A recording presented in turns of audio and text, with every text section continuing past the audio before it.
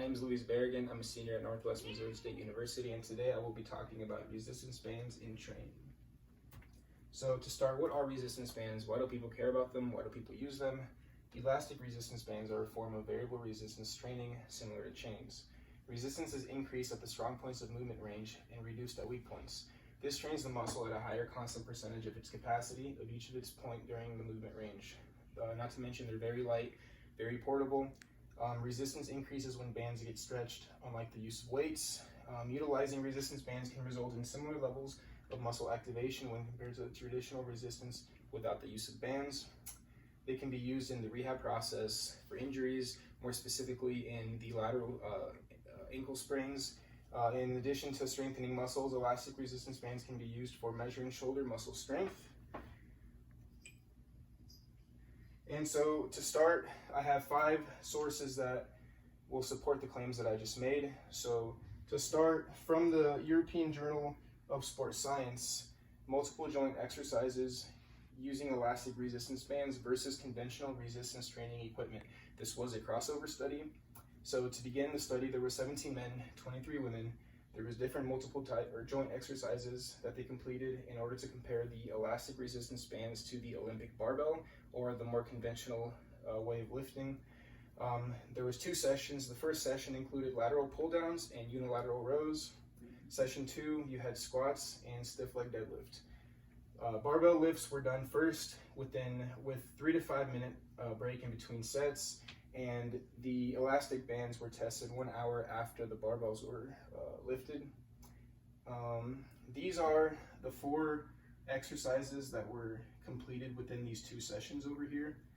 And so basically, to conclude it, the elastic bands produced similar muscle activation as the barbell trials at the end point where the bands were fully stretched. So completely at this point, not until this point right here. So my second supporting literature comes from the Journal of Human Kinetics, and it's titled Muscle Activity in Upper Body Single Joint Resistance Exercises with Elastic Resistance Bands versus Free Weights. This study had 17 men and 12 women. They performed 10 rep max tests. The participants were to perform 10 reps, but no more than 10 in order to match the load from the elastic bands with the load of the dumbbells. Electromyography was recorded while the participants completed maximal isometric contractions. The 10 rep max test was performed in the first 2 sessions using elastic resistance bands on one day and dumbbells on the other. So to kind of conclude it, significant interaction in muscle activity and exercise modality in the eccentric and concentric phases were seen, and specifically the muscles that were used to get the results from included the biceps brachii, deltoideus anterior, and the latissimus dorsi. They showed the highest level in muscle activity from elastic resistance bands. And now for my third piece, this is from Balneo Research Journal, and this talks about the use of elastic bands in recovery of ankle sprains. So this test had 15 males. They had 2 initial and 2 final evaluations that they did before and after the study. The study included articular balance, somatometry, and visual analog scale. A 3-week kinetic program that was made up of exercises with elastic resistance bands at distinct positions. Some of the positions are illustrated down here, and a statistical analysis was used to quantify and compare the data that was collected. So in conclusion, the articular test increased. That indicates that there was an increase in mobility. Somatometry and visual scale parameters went down. This means that there was a reported decrease in swelling or edema. And this treatment program has shown to improve the symptoms associated with a lateral ankle sprain.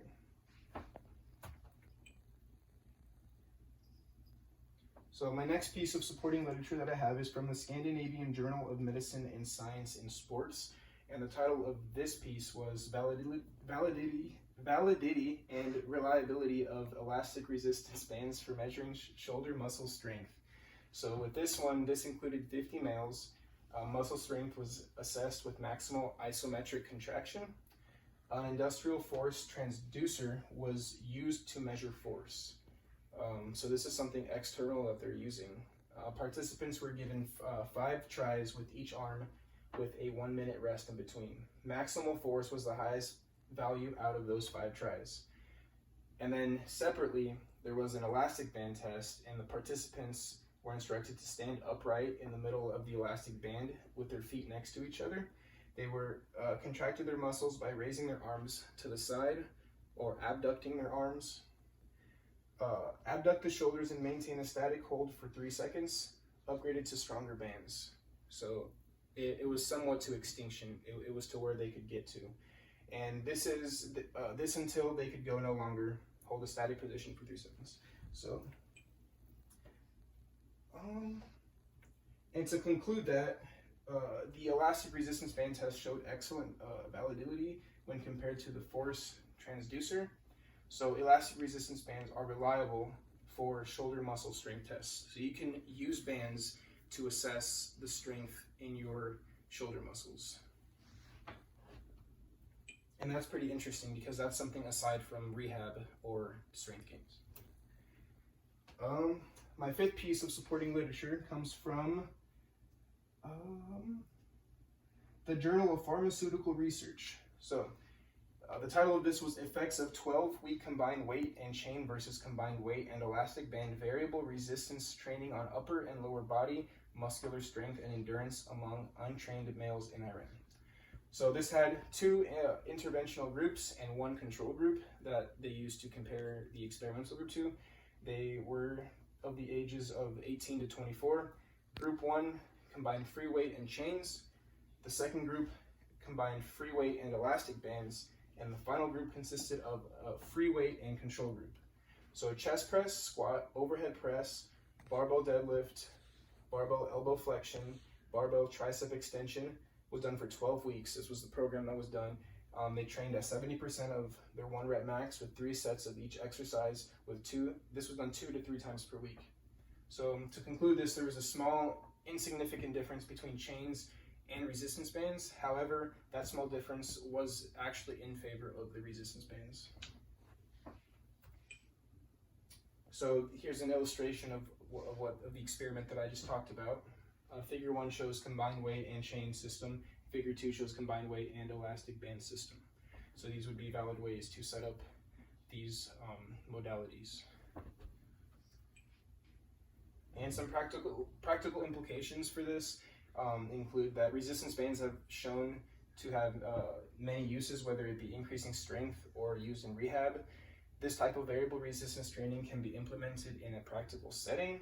So the first one is it can be used in physical therapy. It can be used, so imagine a patient comes in, wants to improve his strength, but he's battling with previous injury. You don't want him to go strain himself with like conventional weights because that's applying constant force throughout the entire movement.